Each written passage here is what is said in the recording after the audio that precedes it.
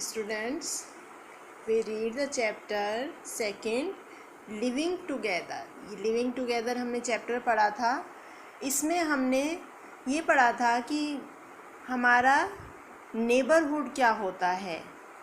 हमने पहले my family पढ़ा था, तो हमने उसमें देखा था कि हम फैमिली मेम्बर्स मिलकर साथ साथ रहते हैं। अब जब बहुत सारी फैमिलीज़ मिलकर एक साथ रहती हैं, आसपास एक साथ एक दूसरे को कोऑपरेट करती हुई रहती हैं, तो उसको क्या कहते हैं, नेबरहुड। अब नेबरहुड में हमें क्या मिलता है, इमोशनल और मेंटल सपोर्ट मिलता है। इमोशनल और मेंटल सपोर्ट मिलता है। एक दूसरे के साथ बच्चे खेल सकते हैं, मम्मी लोग एक दूसरे से बात कर सकती हैं, एक दूसरे के साथ सोरो और अपनी हैप्पीनेस को शेयर कर सकती हैं। ये सब हमने पढ़ा था। उसके बाद हमने देखा था कि जो हमारे बहुत पहले के जो लोग होते थे, जिनको आदि मानव कहते थे, जो कि सिविल नहीं थे, वो भी ग्रुप में रहना पसंद करते थे, क्योंकि उनको हंटिंग करने में, फूड फाइंड करने में अपना हेल्प मिलती थी ग्रुप में रहने से। उसके बाद हमने पढ़ा था एक गुड नेबरहुड।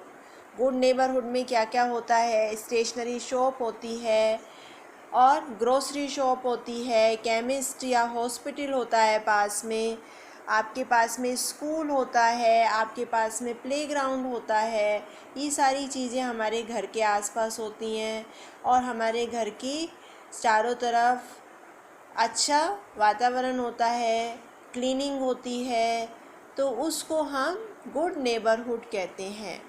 ऐसा जो नेबरहुड होता है उसमें हम आराम से रह सकते हैं, एक दूसरे की सहायता कर सकते हैं, एक दूसरे के काम आ सकते हैं। उसके बाद हमने देखा था सोशल इंसेक्ट। सोशल इंसेक्ट कौन कौन से होते हैं। सोशल इंसेक्ट में हमारी हनी बीज आती हैं, एंट आती हैं, हनी बीज आती हैं। इसके अलावा हमारे और भी बहुत सारे जीव हैं जो सोशल होते हैं और ग्रुप में एक दूसरे के साथ रहते हैं। तो उसमें सबसे पहले हमने एंट के बारे में पढ़ा था। एंट जो कॉलोनीज़ में रहते हैं उनको फॉर्मिकरी कहते हैं, उन कॉलोनीज़ को फॉर्मिकरी कहते हैं। एंट जो ग्रुप में रहती हैं वो 3 टाइप्स की होती हैं, क्वीन एंट, मेल एंट और वर्कर एंट। क्वीन एंट और मेल एंट मिलकर रिप्रोडक्शन करते हैं, एग ले करते हैं। और वर्कर एंट जो होती है वो पूरी फॉर्मिकरी यानी कि अपनी पूरी जो कॉलोनी होती है, अपना उनका जो एंट हिल जो उनका घर होता है उसकी साफ़ सफाई का काम, उसकी क्लीनिंग का काम, और जो एग होते हैं उनका प्रोटेक्शन का काम। एग में से जब जो न्यू एंट निकलती हैं उनकी प्रोटेक्शन, उनके गार्डिंग का काम, उनको गार्ड करना, उनके लिए फूड को मैनेज करना, ये सारे काम जो होते हैं ये वर्कर एंट करती है। तो इन सब का वर्क जो है अलग अलग हो गया।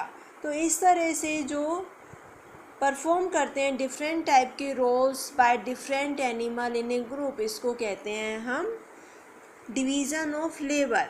ये डिवीज़न ऑफ लेबर जो है ये हमारे एंट कॉलोनीज़ में यानी कि फॉर्मिंग में अच्छी तरह से देखी जा सकती है। उसके बाद आपका आता है honey bee.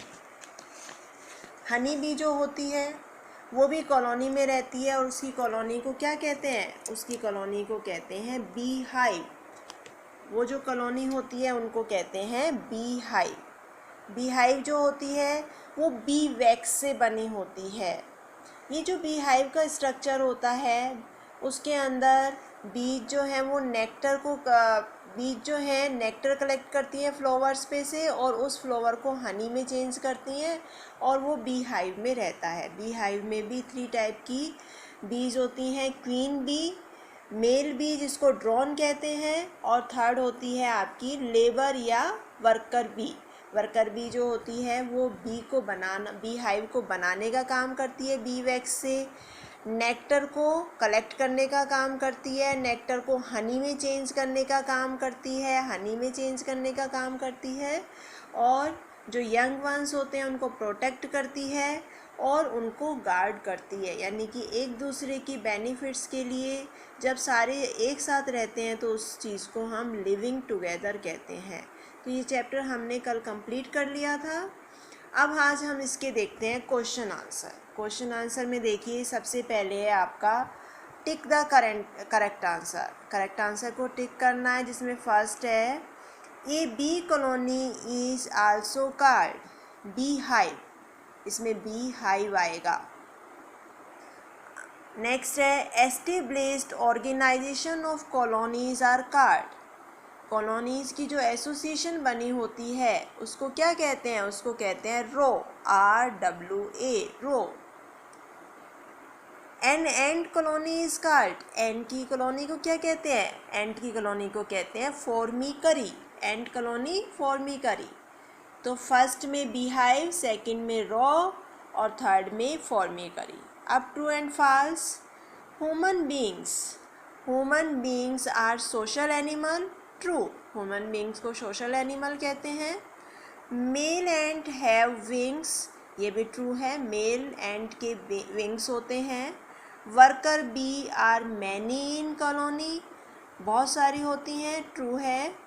Female bees are also called drones, ये फॉल्स है। मेल बीज को ड्रोन्स कहते हैं, फीमेल को नहीं कहते हैं। अब answer the following. Write two benefits of living together. Living together जो रहते हैं उसके 2 बेनिफिट्स लिखने हैं। तो फर्स्ट बेनिफिट, इसका जो आंसर है वो ये है, living together provides social security as well as emotional support. जो साथ साथ रहना है उससे 2 काम होते हैं, सोशल सिक्योरिटी और इमोशनल सपोर्ट। तो ये थर्ड का आंसर हो गया, living together provide social security and emotional support. अब नेक्स्ट क्वेश्चन है आपका, what is division of labour. Division of labour क्या है? जैसे मैंने अभी बताया था, जब डिफरेंट टाइप की एनिमल या डिफरेंट टाइप की प्यूपिल डिफरेंट टाइप का रोल करते हैं, डिफरेंट टाइप का वर्क करते हैं ग्रुप में, तो उसको डिवीज़न ऑफ लेबर कहते हैं। तो लैंग्वेज में कैसे लिखेंगे?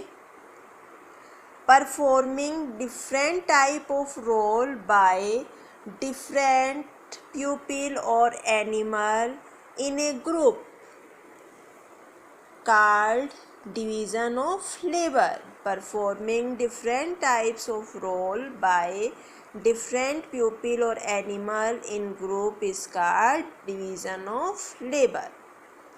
Is it okay? Now question third. What is row? What is row? Row means Residents Welfare Association. रो की फुल फॉर्म है, R से रेजिडेंट्स, W से वेलफेयर और A से एसोसिएशन। तो ये आपके क्वेश्चन आंसर हो गए हैं। ये क्वेश्चन आंसर आपको नोटबुक में करने हैं। And hand writing should be neat and clean and work send by day after tomorrow. Is it okay for you? Next हम थर्ड चैप्टर शुरू करेंगे नेक्स्ट टर्न पे। ओके।